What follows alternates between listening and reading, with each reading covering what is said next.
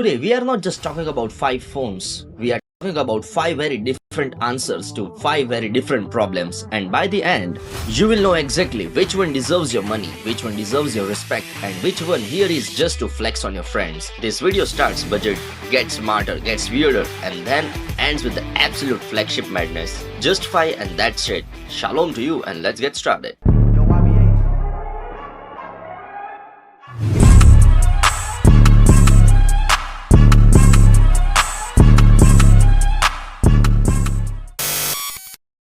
Alright, let's start with the CMF Phone 2 Pro, which is basically the spiritual sequel of the CMF Phone 1. The first CMF phone made noise because it came with a playful modular identity and a fresh personality in a boring segment. This one keeps that energy but refines it. It is slimmer, lighter and more premium looking, and instead of the old rear panel swap idea, CMF now goes with a universal cover and accessories like a wallet, fisheye lens, macro lens and a lanyard. In India, it starts at Rs 18k for 8GB RAM and 128GB base storage, and at 20k for 8GB RAM and 256GB base storage. The spec sheet also lists about $267 in US and €219 in UK. It packs a 6.77-inch 120Hz AMOLED display, Dimensity 7300 Pro, 50MP main camera, 50MP telephoto, 8MP ultra wide, and a 5000 mAh battery with 33V charging. The problem that phone solves for someone who wants a phone that feels different without acting difficult. This is for the people who are sick of phones looking like a slightly reshaped soap bars. The CMF Phone 2 Pro gives you personality, a clean nothing OS experience, a surprisingly useful telephoto lens at this price, and a battery life that just gets the job done. The display is one of the highlights too. A 3000 nits peak brightness, 10-bit color, HDR10 Plus and a 120Hz all make it feel way more expensive than the price suggests. And the catch, the mono speaker is still a bit of a burr skin. The ultra wide is the weakest camera and it is not a gaming monster. And my honest advice is, just buy if you want a stylish daily driver with actual character, skip it if you want a flagship level performance or a stereo sound. This one is for students, casual creators and anyone who wants a phone that says, I have taste without shouting it from a rooftop. And yes, that telephoto camera is a real sneaky win here. At this price, getting a dedicated 50MP telephoto feels almost rude to the competition. In a world where many budget phones are still pretending zoom does not exist, CMF said, actually, here you go. After CMF Phone 2 Pro, this phone brings us to the next phone, which takes a very different approach. If the CMF is all about personality and value, the next one is all about being the dependable all-rounder that quietly does almost everything, right? The phone is Oneplus Nord 5, which is basically the continuation of the OnePlus doing what OnePlus used to do best, making a phone that feels faster than it should. It is a successor of the Nord 4. And the big story here is the jump to Snapdragon 8S Gen 3 plus the new Plus key that replaces the old alert slider. The design is more mainstream than the Nord 4's all-metal charm, but it still looks clean and premium. In India, it starts at 33k for 8GB per 256GB. In UK, it lists at €499. Well, there is no official release in US market. The phone brings a 6.82-inch AMOLED panel with up to 144Hz refresh rate, a 50MP OIS main camera, 50MP selfie camera, 6800 mAh battery and 80V charging. This phone solves problem for someone who wants to do everything without making an excuse later. This is the phone for the people who wants fast day-to-day performance, strong battery life, decent cameras and a display that feels properly flagship-ish when you are scrolling, gaming or watching videos at 2 AM. The review says the Snapdragon 8S Gen 3 is no slouch, Oxygen OS is optimized and the battery is the kind that makes you stop checking the charger like it personally offended you. It also gets some AI features through the Plus key like Plus Mind and other OnePlus AI tools, but the trade-off is real. The all-metal identity is gone, the ultra-wide is just fine rather than amazing, and the camera setup is familiar rather than exciting. My advice is buy it if you want a reliable all-rounder with excellent battery life and enough power for heavy use, and don't buy if you are hunting for the most exciting camera phone or the most premium build in the segment. This is the friend who is never late, never dramatic, and somehow still manages to be cool, and honestly, that makes the Nord 5 interesting. It is not trying to win the internet, it is trying to win your week. And that is a very different game. Now that we have seen the fast and balanced option, let's move to the something that plays a much smarter game.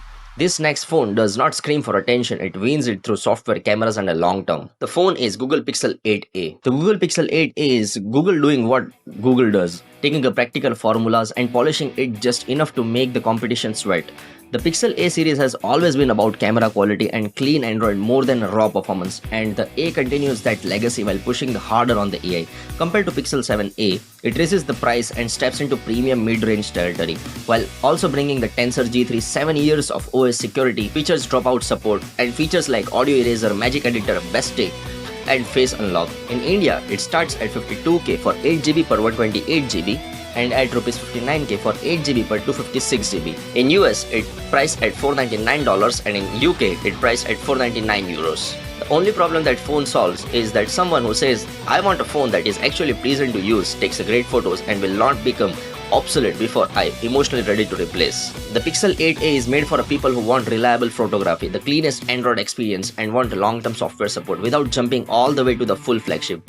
The design is compact and premium feeling, but the thick bezels are the one thing that keep reminding you this is not a perfect device.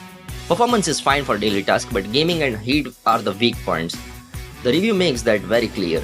The Tensor G3 is okay for casual use, but it is not best choice for heavy gaming or long camera sessions.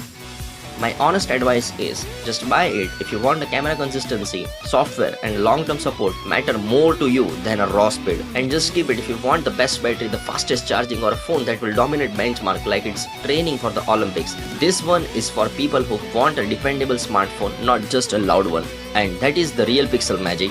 It does not try to impress you with the flex. It tries to quietly make your life easier, which honestly is more useful than a flexing spec shit like a gym mirror. If you thought that was a practical, the next phone goes in the exact opposite direction. This one is not trying to be the most sensible choice, it is trying to be one you can't stop looking at. The Samsung Galaxy Z Flip 7, the phone you buy with your heart first and your brain second. The Samsung Galaxy Z Flip 7 is Samsung saying, yes, we heard you like foldables, so here is a slimmer one with a much bigger cover display. Compared to the earlier Flip models, this one gets a serious redesign, a more compact hinge, a larger 4.1-inch cover screen, and a wider overall feel that makes it more usable than past Flips. But it is still very much a lifestyle phone, not a pure practical machine. In India, it starts at 1 lakh, in US, it starts at $1,000, and in UK, it lists at €1,000. The phone brings a 7-inch main display, 165Hz refresh rate, Exynos 2500, 15MP main camera, 12MP ultra wide and a 4300 mAh battery with 25V charging. The only problem the phone solves is that I want my phone to be a conversation starter that still behaves like a real flagship. The Z Flip 7 is made for people who want a portability, style and a foldable experience without carrying around a giant brick. The cover display is genuinely the star here and the overall design is sleek, modern and very Samsung, but here is the reality check. The review points out heating issues, average cameras for the price and the charging that is slower than it should be. The phone can feel amazing in the hand and frustrating in the pocket of reality. My advice is brutally simple. Buy it if you want the foldable lifestyle and if you are willing to live with the trade-offs. But do not buy it if you want the battery life, thermals and cameras are a top priority. This is not a foldable for a power user. This is the foldable for someone who wants to look like they have already moved on to the future. And sometimes that is enough. Also, let's be honest. When you flip this thing shut, it has that dramatic I am done with the conversation energy, which is very useful in 2026. And just when you think the list cannot get any more serious, we end up with a phone that is not playing around at all. This final one is built for people who care about hardware, cameras and a raw flagship power more than anything else. The Xiaomi 15 Ultra. The camera monster that low-key humiliates some flagships and now the final boss. The Xiaomi 15 Ultra is Xiaomi's third generation camera focused flagship and it is very clear built for people who care deeply about photography. This phone keeps the Leica identity front and center. And the review says Xiaomi stuck to the winning formula rather than the changing things just for the sake of change. In India, it is almost around 1 lakh. In UK, it's €1,000 and in US, it is around $1,000 to $1,600. Under the hood, it runs on the Snapdragon 8 Elite.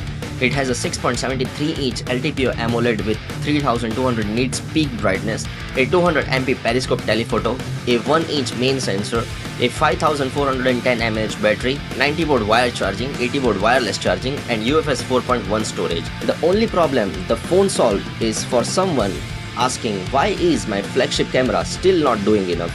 The Xiaomi 15 Ultra is for people who actually use the camera system, not just open once in a week to take a selfie of their coffee. The review is extremely clear, the daylight shots are excellent, zoom performance is crazy good, night photography is fantastic, and the 200 MP telephoto gives it a serious edge over rivals. The phone also pushes video harder than most people will ever need, and the optional photography kit Legend Edition turns into a mini camera rig. This is what makes it unique. It is not trying to be a fashion phone or a battery first phone or a good enough flagship. It is trying to be a phone for camera people. And my advice is, just buy it if you want the photography, zoom and the video are the reason you are even looking at the premium phone. And do not buy it, just skip it if you want a cool, expensive phone that sit on your desk and look rich. That would be a very expensive paperweight, and unlike the iPhone or Galaxy Ultra crowd, this one genuinely makes a case for itself on a camera, hardware and image character. In the review, it even undercuts the Galaxy S25 Ultra and iPhone 16 Pro Max in India while still bringing a brutal spec shit to the table. If I had to sum it up in a one line, the Xiaomi 15 Ultra is not for everyone, but for the right person. It is ridiculously easy to love. So there you go, 5 phones, 5 very different reasons to exist. One is stylish, one is practical, one is smart, one is dramatic, and one is basically a pocket-sized camera studio. The real question is not which one is best, the real question is which one fits your life without making excuses for itself. Drop your pick in the comments because I want to know which phone you would actually spend your money on, and which one you think is just marketing in a shiny costume. Alright, it's time to lock up the house. See you soon with another incredible video. Till then, shalom to you and subscribe for more.